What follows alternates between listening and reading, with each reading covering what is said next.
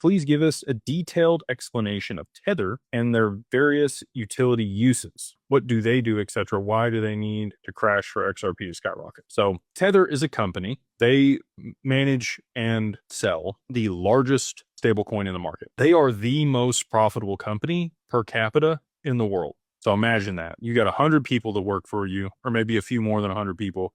You're making $5 billion a quarter. That is a lot of money per employee. And that's what per capita means. So they're in El Salvador. They're building the largest building in El Salvador. They are the liquidity for all of crypto. And what I mean by that is, aside from XRP, it has the most pairs of anything. Almost any coin out there has a USDT pair, which means that it can trade in between USDT and that token. If your token only has a USDT pair and isn't connected to other stablecoins or other tokens, it's probably in a not so great spot because you're very dependent on Tether. When I talk about decentralization for networks, the way I look at it's the same way I looked at it when we did valuations on companies for multiples. Okay, so we would look at vendors, we would look at employees, and we would look at clients.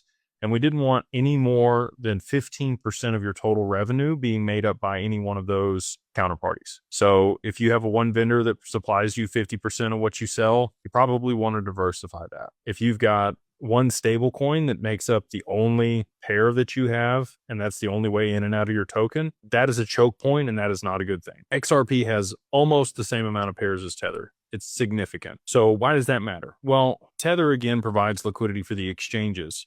If you go to buy, outside of just dollars direct, let's say you wanted to do a $1 billion trade in Bitcoin. I don't know that anybody would even do the $1 billion trade in dollars. They would probably have to do it in Tether, and they would probably have to do a TWAP or VWAP into the market over a period of time.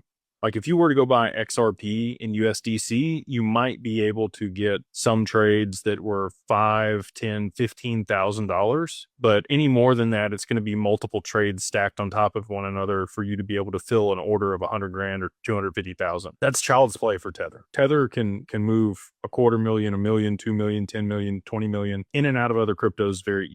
So why does that matter though? Well, for the exchanges, again, they're doing larger trades. They're moving volume. They've got to buy and sell. They've got to, rebalance. They've got to do a lot of things. And if Tether were disrupted and it was no longer available to be traded through, that would disintermediate pretty much all of the exchange's ability to access liquidity. The only way that they would really be able to circumvent that or help themselves would be to take all the XRP off the market and start using that. And what that would do, it would cause a supply shock of XRP.